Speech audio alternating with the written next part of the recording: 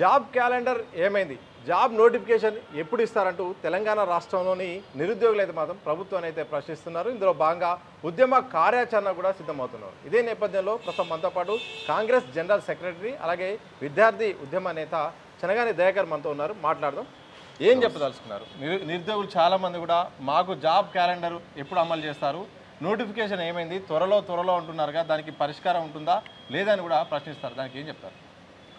ప్రభుత్వం ఉద్యోగాల భర్తీకి విశ్వాసంతో సిద్ధంగా ఉంది. ఉద్యోగాల భర్తీ ప్రక్రియ ఎప్పుడు కూడా ఆగలేదు. ఆ ఉద్యోగాల భర్తీ అంశం దాని మీద కూడా నిన్నగాక మన కేబినెట్ సమావేశాల్లో కూడా ఉద్యోగాల భర్తీ అంశం కూడా చర్చించడం జరిగింది. ఉద్యోగాల భర్తీ తప్పకుండా ఉంటుంది. నిరుద్యోగులకు ఉద్యోగాలు ఇవ్వాలనే ఆలోచన ఈ ప్రభుత్వానికి మొదటి నుంచి కూడా పెద్దపీట వేసినటువంటి అంశం మనకు తెలుసు. ఏడాదిలోనే పాత ప్రభుత్వం ఏదైతే ఉందో ఉద్యోగాల భర్తీ నుంచి తప్పించుకొని నోటిఫికేషన్లు వేసి చేతులు దులుపుకున్నటువంటి సందర్భంలో ఈ ప్రభుత్వం రాగానే ఏడాదిలోనే అన్ని నోటిఫికేషన్లకు ఉన్నటువంటి ఎక్కడైతే నోటిఫికేషన్లు ఉన్నాయో మనం రిక్రూట్మెంట్ చేసి నియామక పత్రాలు ఇచ్చి ఇంకా మరికొన్ని తెలంగాణలో ఉన్నటువంటి వివిధ శాఖలలో సంబంధించి కూడా ప్రభుత్వం ఐఏఎస్ల కమిటీ, సీనియర్ ఐఏఎస్ల కమిటీ వేసి నివేదిక తెప్పించుకునే ప్రయత్నం జరుగుతూ ఉంది. నివేదిక వచ్చిన తర్వాత తెలంగాణలో ఉన్నటువంటి అన్ని ఖాళీల భర్తీ కూడా ప్రభుత్వం భర్తీకి సిద్ధంగా ఉంది. కాబట్టి ఉద్యోగాలు నియామకముల అంశంలో ప్రభుత్వం మొదటి నుంచి ఒక చిత్తశుద్ధితోని నిరుద్యోగుల పట్ల ఒక విశ్వసనీయత అంశంతో ముడిపడి ఉన్నది. దీనికి ఎవరు కాదనలేరు. ప్రభుత్వం ఎప్పుడు కూడా ప్రతి క్యాబినెట్ అంశం కావచ్చు, ముఖ్యమంత్రి గారు కావచ్చు, నిరుద్యోగుల అంశం దాని మీద పదే ఎందుకు మాట్లాడుతున్నారంటే ఈ తెలంగాణలో 10 ఏళ్ల పాటు బీఆర్ఎస్ పాలనలో ఉద్యోగాలు ఇవ్వలేకుండా నిరుద్యోగుల జీవితాలతో చెలగాటమైనటువంటి గత ప్రభుత్వాలు, మన ప్రభుత్వం వచ్చిన తర్వాత నిరుద్యోగులకు పెద్దపీట వేసినటువంటి ఘనత ఈ రేవంత్ రెడ్డి గారు, సీఎం గారు కావచ్చు, మన ముఖ్యమంత్రి గారు ప్రజాపాలనకు దక్కిందనే విషయం. కానీ ఈ సందర్భంలో నిరుద్యోగులు ఏమంటారంటే బీఆర్ఎస్ తీరుకు వ్యతిరేకంగా కాంగ్రెస్కు మద్దతుగా మేము గెలిపించాము, కానీ ఇప్పుడు బీఆర్ఎస్ తరహాలోనే కాంగ్రెస్ కూడా ఆలోచిస్తుంది, ఆలస్యం చేస్తుంది. అసలు నిరుద్యోగుల గతంలో ఇచ్చిన బీఆర్ఎస్ ఇచ్చిన ఉద్యోగాలనే ఇప్పుడు పత్రాల రూపంలో ఇచ్చింది తప్ప కొత్త నోటిఫికేషన్ వేయట్లేదని కూడా ప్రధానంగా వాళ్ళు చెప్తున్నారు. ఇప్పుడు ఉద్యోగాల నియామకాల కోసమే కదా మనం ఐఏఎస్ల కమిటీని ఏర్పాటు చేసింది, ఖాళీలను భర్తీ చేసుకుంది.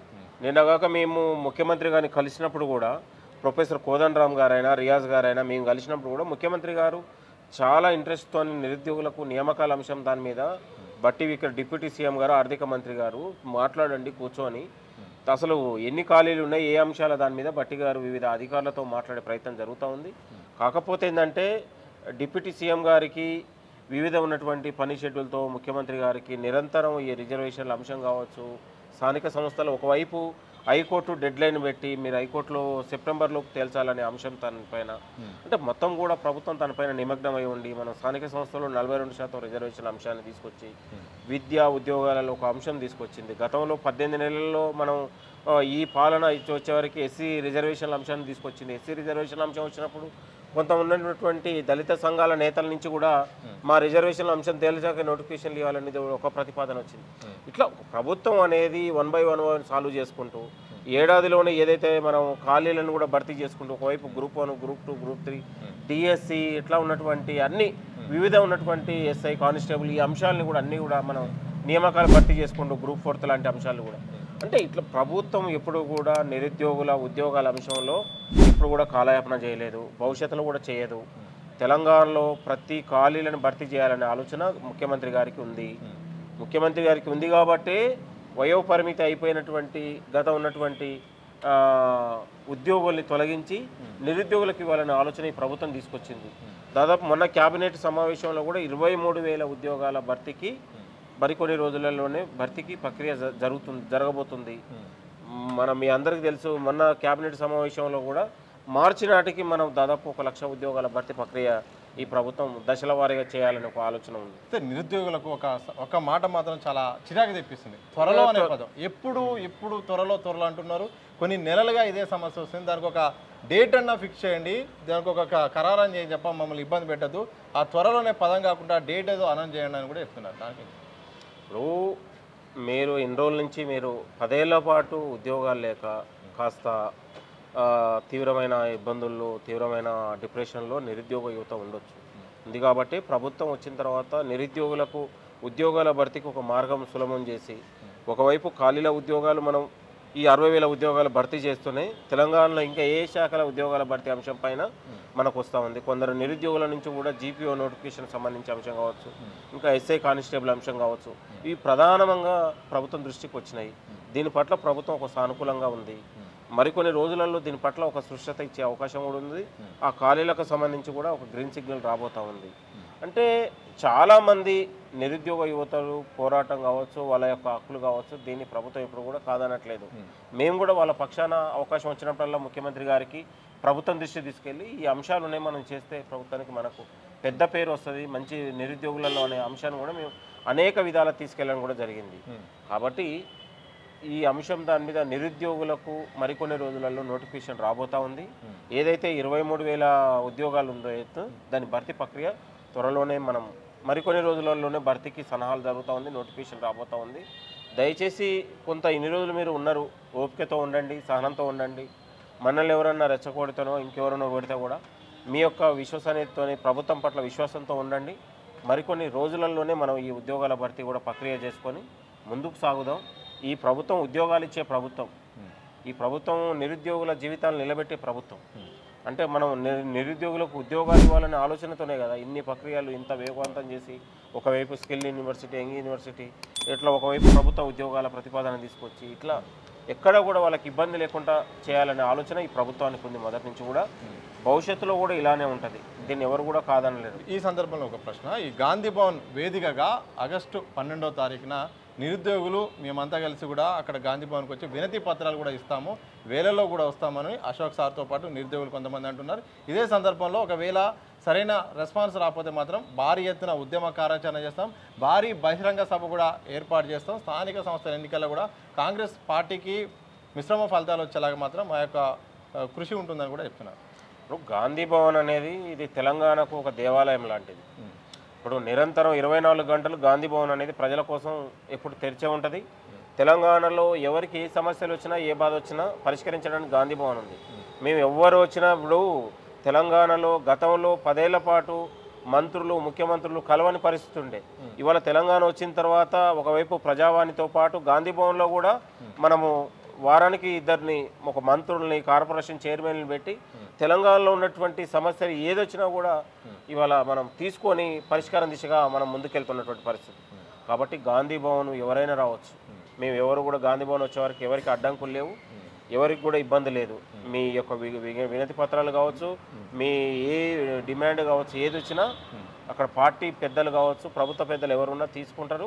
దాన్ని ప్రభుత్వం దృష్టి ఖచ్చితంగా తీసుకుపోయే ప్రయత్నం జరుగుతుంది.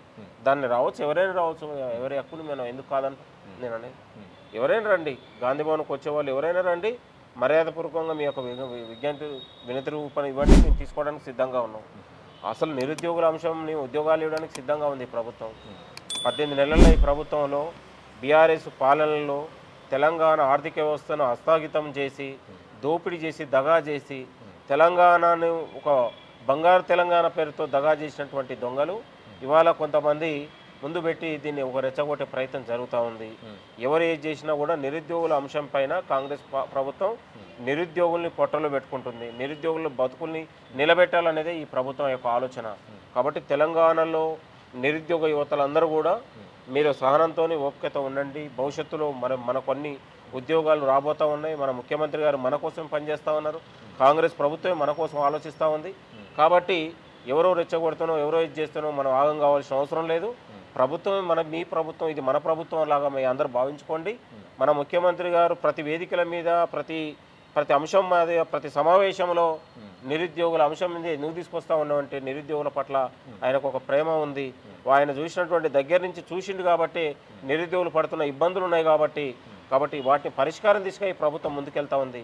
కాస్త అనేక వివిధ సంఘటనలు కావచ్చు, వివిధ ప్రభుత్వానికి వస్తున్నటువంటి వివిధ సంఘటనలతోని, అంశాలతోని ప్రభుత్వం కొంచెం బిజీ ఉండొచ్చు, కొంచెం ఇది ఉండొచ్చు. కానీ మీ అంశం దాని మీద ముఖ్యమంత్రి గారికి ఒక ఆలోచన ఉంది. తెలంగాణలో ప్రతి ఖాళీలను ఏ శాఖలు ఉన్నాయో త్వరలోనే భర్తీ జరగబోతూ ఉంది. ముఖ్యమంత్రి గారితో పాటు బట్టి విక్రమార్క గారు కూడా అందరు అధికారులతో భవిష్యత్తులో సమావేశం పెడతబోతూ ఉన్నారు. ఈ ఖాళీల అంశం కూడా ఏదైతే సిఎస్ గారు ఐఏఎస్ల కమిటీ ఏదైతే ఉందో, ఐఏఎస్ వేసినటువంటి కమిటీ కూడా నివేదిక తెప్పించుకొని మనం త్వరగానే మనం ఇమ్మీడియట్లీ ఏ ఉద్యోగాలు భర్తీ అంశం దాని మీద కూడా ప్రభుత్వం ఆలోచన చేస్తూ ఉంది. కాబట్టి దయచేసి మీరందరూ కూడా ఓపికతోని కొంత ప్రభుత్వానికి కూడా మీరు అండగా ఉండాల్సిన అవసరం ఉందని కూడా తెలంగాణలో ఉన్నటువంటి నిరుద్యోగ యువతకు నేను కోరుతా ఉన్నాను. మీకోసం మేమందరం పనిచేస్తూ ఉన్నాం. మీకు ఏ సమస్య వచ్చినా మేము అండగానే ఉంటున్నాం. మేము నిత్యం ప్రజల్లో ఉంటున్నాం, మీకోసం ఉంటున్నాం. కాబట్టి దయచేసి తెలంగాణ యువత విద్యార్థులారా, ఇది మన ప్రభుత్వం, కాంగ్రెస్ ప్రభుత్వం అంటేనే మన ప్రభుత్వం. ఇది నిరుద్యోగుల నిర్మూలన దిశగా తీసుకెళ్తున్నటువంటి ప్రభుత్వం. కాబట్టి మీకు మరికొన్ని రోజులలోనే మీకు శుభవార్తని ప్రభుత్వం ఇస్తుంది ఖచ్చితంగా. నేను తెలంగాణలో ఉన్నటువంటి నిరుద్యోగ యువకులందరికీ కూడా మనవి చేస్తున్నాను. Thank you. నమస్తే. మొత్తంగా నిరుద్యోగులారా కాస్త ఓపిక పట్టండి. ఇప్పటి వరకు ఎదురు చూశారు. మరికొద్ది రోజుల్లో గుడ్ న్యూస్ అయితే రాబోతుంది. తప్పకుండా సీఎం రేవంత్ రెడ్డి ఉద్యోగాల విషయంలో చాలా క్లారిటీగా ఉన్నాడు. త్వరలో ఒక భారీ నోటిఫికేషన్ కూడా వచ్చే అవకాశం ఉంది. అప్పటి వరకు కాస్త ప్రతిపక్షాల యొక్క ట్రాప్లో పడకుండా, బెదిరింపులకు అలాగే కొంతమంది రెచ్చగొట్టినా కానీ రెచ్చిపోకుండా ఓపికగా ఉండండి. ఇది మీ ప్రభుత్వం, మీకోసమే ఉద్యోగాల కోసమే ప్రయత్నం చేస్తుంది. అన్ని రకాలుగా త్వరలో ఒక క్లారిటీ రాబోతుందని కూడా Chenagani Dayakar Congress party general secretary స్పష్టం చేసిన సందర్భం అయితే కనిపిస్తోంది. కెమెరా పర్సన్ సూరిబాబుతో సతీష్, దిశ టీవీ, హైదరాబాద్.